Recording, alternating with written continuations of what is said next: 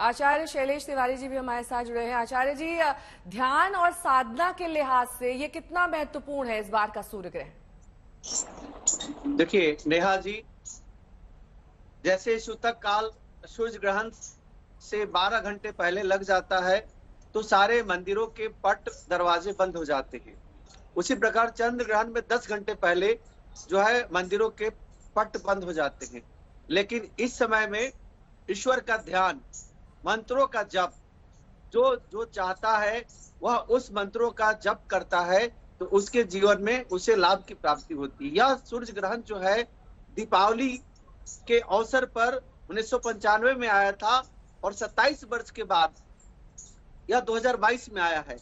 दिवाली के बाद आना, जस्ट दिवाली के साथ साथ जुड़ना, यह निश्चित तौर पर पूरी दुनिया में आर्थिक मंदी दिखाता है और खासकर एशिया में कह सकते हैं कि चूंकि अमेरिका में यह नहीं दिखेगा इसलिए अमेरिका के डॉलर में वृद्धि दिखता है और एशिया और इसके सराउंडिंग जितने भी कंट्री हैं, खासकर भारत भी, तो इसके रुपयों में और अलग अलग मुद्राओं में लोगों की गिरावट आएगा और रुपया बहुत कमजोर और भी होगा।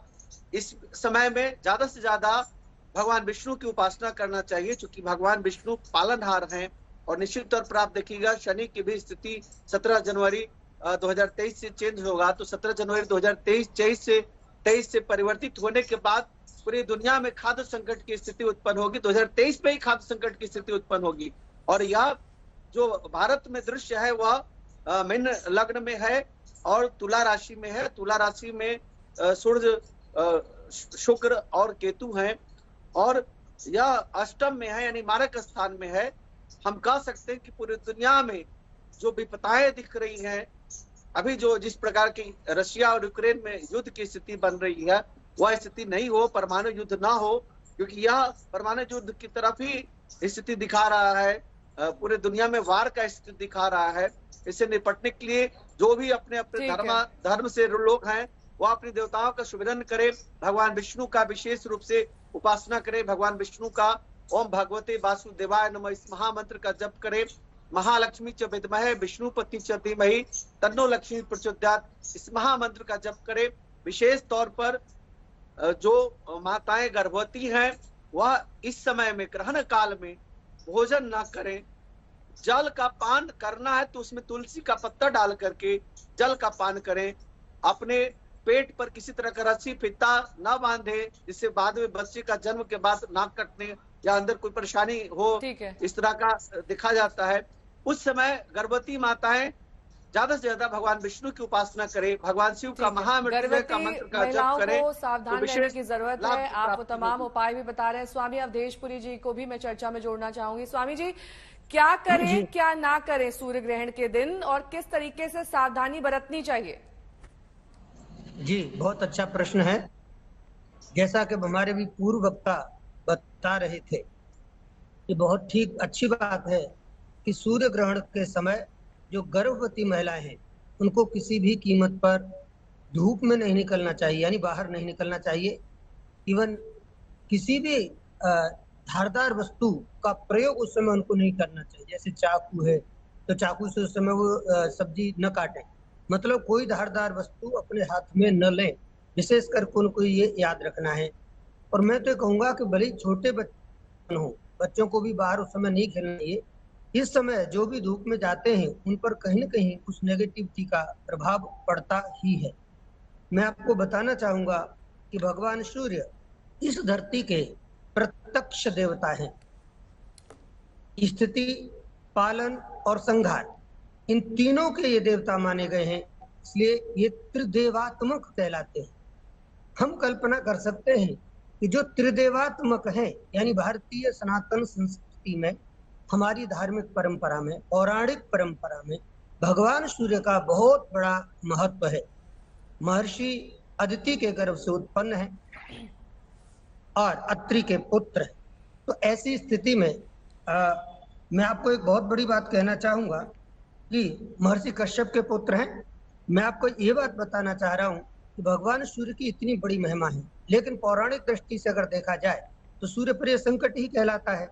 संकट के समय पर ये जो हमारी आचार संहिता है, जैसा कभी आपने कहा कि हम क्या करें और क्या न करें, तो क्या न करें इसमें तो मैंने आपको बताया कि हम प्रयास करें कि हम धूप में न निकलें, बाहर न निकलें।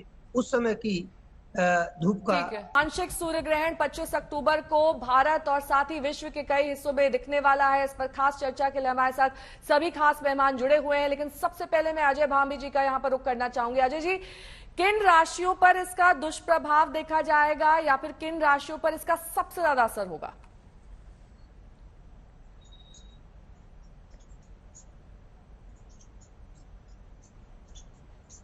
अजय जी, आपको मेरी आवाज आ रही है?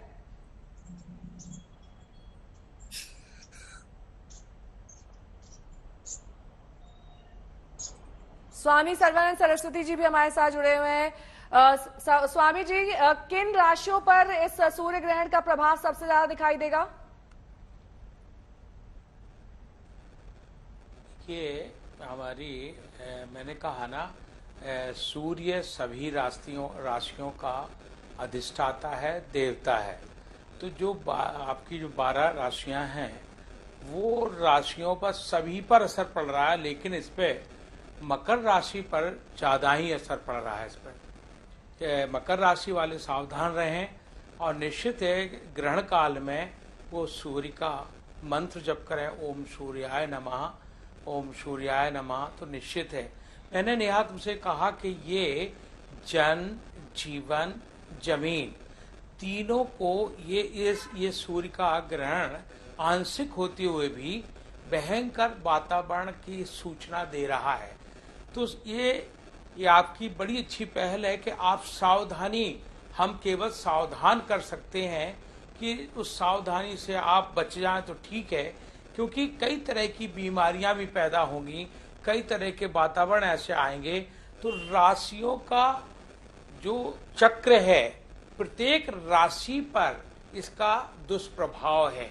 मैं डरा नहीं रहा हूं किसी को, ग्रहण काल में डराने की बात नहीं कर रहा हूं, एक सावधानी की बात कर रहा हूं, जिससे कि वो हर जगह, जैसे देखिए पानी की अभाव हो जाएगा, कृषि नहीं होगी, जीवन में जो जीव जंतु है, इकोलॉजिकल बैलेंस है इस धरती का खत्म हो जाएंगे, तो ज्वालामुखी फटना शुरू हो जाएंगे। जब ज्वालामुखी फटना शुरू हो जाएंगे तो आप देखिए विश्व में अगर जिस तरह का वातावरण तनाव का चल रहा है, वो वातावरण शांत होने में ये अब आप बता रही 2034 तक जिस तरह का पूर्ण सूर्य ग्रहण आएगा तब तक ये वातावरण रहेगा ही, क्योंकि कोई भी वातावरण को हम कहते हैं एनवायरमेंट, एक हम एनर्जी, कि वो एनर्जी हमारे चारों तरफ घूमती है। आप स्वयं अनुभव करती होंगी कि कुछ लोग आपके सामने अच्छे आ जाते हैं तो उनके साथ बात करने में आपको अच्छा लगता है, कुछ लोग ऐसे आ जाते हैं जिसमें आप कहती मुझे अभी समय नहीं है, मैं आपसे बात करूंगी। तो इसी तरह से सूर्य के ऊपर जिस तरह चंद्रमा और धरती का, तीनों का, मैं आपको खगोलीय शास्त्र की बात कर रहा हूं, तीनों का जो इस तरह का मिश्रण हो रहा, जो छाया पड़ रही है, वो भी ठीक दीपावली के बाद, जिस दीपावली के उत्सव के बाद लोग नया नया अन्न खाते थे, अन्नकूट होता था, वो इतना के सब देवताओं के पट बंद हो जाएंगे, ये हो जाएगा।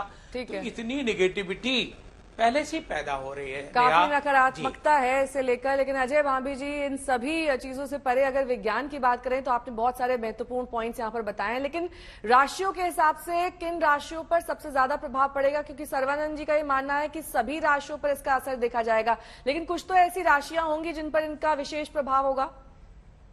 देखिए, सारी राशियां खराब नहीं होती ग्रहण के समय, क्योंकि ग्रहण का जो समय होता है तो कुछ राशियों पर जो उसकी एनर्जी आती है, क्योंकि एनर्जी कौन सी आती है, वहां पर जैसे एनर्जी आ रही थी, लाइट आ रही थी, लाइट आना बंद हो गई। तो लाइट आना बंद हो गई तो उन राशियों को लाइट नहीं मिल रही, जिनको जो राशियां सूर्य से आज के दिन राशि के अंतर्गत कनेक्ट नहीं हो पा रही। लेकिन जो कनेक्ट हो रही है उनके बहुत अच्छे, जैसे कि ये ग्रहण जो है तुला राशि में हो रहा है, तो तुला राशि में हो रहा है। अगर हम मिथुन इसमें बात करें, एरीज से बात करें, तो जो मिथुन राशि है उसके लिए कोई दिक्कत नहीं है, उनके लिए अच्छा है, उनके लिए तो बहुत बढ़िया होगा, उनके लिए तो कोई विशेष उपलब्धि भी हो सकती है। मुझे एक याद है, एक बार मैं आप ही के किसी कार्यक्रम में था आज तक में, तो उस दिन ग्रहण के समय आप लोगों के साथ था, काफी 2-4 घंटे का प्रोग्राम था, सूर्य ग्रहण था, तो मुझे उस दिन बहुत लाभ हुआ था, बहुत पैसे मिलते थे। तो ऐसा नहीं कह सकते ग्रहण खराब होता है, उन राशियों के लिए ठीक होता है। इसमें जो सिंह राशि है, दियो राशि है, उनके लिए बहुत अच्छा है, क्योंकि उनके लिए थर्ड में बनेगा, जो थर्ड बनेगा तो ग्रहण उनको तंग नहीं करेगा। ऐसी जो धनु राशि है उसके लिए विशेष रूप से अच्छा है, वहां उनको तंग नहीं करेगा। ऐसी जो कुंभ राशि है उसमें दिक्कत नहीं आएगी। तो कुछ राशियों के लिए बहुत अच्छा होता है, लेकिन जो राशियां सूर्य से कनेक्ट नहीं हो पाती ग्रहण के समय और या रॉन्गली कनेक्ट होती है, उनके लिए खराब होती है। कुछ राशियों के लिए खराब है, जैसे कि तुला राशि में है, तो तुला राशि के लिए अगर आपकी कुंडली खराब नहीं है तो ग्रहण कुंडली में अगर मान लीजिए दशा या योग इस समय गलत चल रहे हैं तो कुछ आपके साथ दिक्कत हो सकती है। अगर ऐसा नहीं है तो ऐसा नहीं कि ग्रहण होगा तो आपको बिल्कुल आप पैरालाइज हो जाएंगे या आपको बहुत नुकसान हो जाएगा, ऐसा कुछ नहीं है। थोड़ा टेंशन हो सकता है उस समय के लिए, तो ऐसा खराब नहीं है। लेकिन अगर तो आप थोड़ा पूजा पाठ कर लें, ध्यान कर लें, मेडिटेशन कर लें, क्योंकि शाम का समय है, सूर्यास्त का समय है, तो वैसे भी संध्या के लिए अच्छा समय है, संध्या कर लें, कहीं भजन कर लें। ऐसा अगर आप कर पाए तो अगर आपकी राशि के साथ खराब भी है तो भी अच्छा हो जाएगा। सबके लिए खराब नहीं होता। कई बार कई बच्चे ग्रहण में पैदा होते हैं बड़े लकी होते हैं, कुछ बहुत कम होते हैं जो अनलकी होते हैं, ऐसा भी देखा गया। हमारे पास बहुत सारा डेटा है, मैं डेटा की वजह से बात कर रहा हूँ, मैं सिर्फ सुनी सुनाई पढ़ी लिखी बात नहीं कर रहा।